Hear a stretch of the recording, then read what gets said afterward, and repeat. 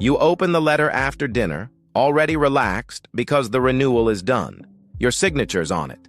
The moving boxes never happened. Then you read the number, higher, and realized the timing isn't an accident. The increase didn't come before the decision. It waited until after. That's the paradox. The cost arrives only once your leverage is gone. At first, you assume it's an error. Some admin delay, some overlap, some crossed wire between departments. You reread the dates. Renewal confirmed. Term locked. And right there, buried in neutral language, is the change. Not framed as a negotiation, framed as an update. You didn't choose a higher rent, you chose stability. The higher rent came later. A few days earlier, you'd felt relieved. You'd avoided viewings, avoided bidding wars, avoided the stress of starting again. You told yourself it was sensible. You told yourself you'd beaten the worst of it. That relief was the window. Because once you've renewed, the question isn't, do you accept this? It's, can you absorb it? And that same pattern shows up somewhere else. You finish a phone call with a service provider. You've agreed to stay. Same package, same terms. They thank you for your loyalty. The confirmation email arrives first.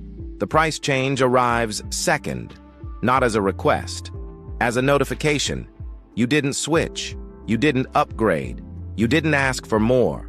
You just stayed. The system knows the exact moment staying becomes commitment, and commitment is when pricing stops persuading and starts asserting. There's a third version of this that feels even quieter. You're at work. Pay review season. Your manager uses careful words. Solid. Consistent. Reliable. The number moves slightly. Enough to acknowledge you, not enough to change anything. 3 weeks later, your rent goes up. Your council charge goes up. Your transport costs creep higher. None of those conversations know about each other. But the timing does. That's the mechanism most people miss. Cost pressure doesn't chase decisions. It waits for them to settle. Negotiation happens when movement is possible. Adjustment happens when it's not.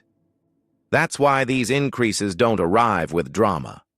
They arrive with calm language and delayed timing.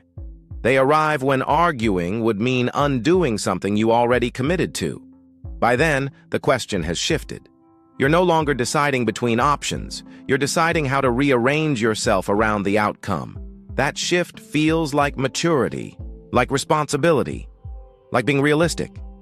But it's also how pressure gets normalized. The system doesn't need you to agree with the increase. It just needs you to have already agreed to everything else. And here's the inversion most people never notice.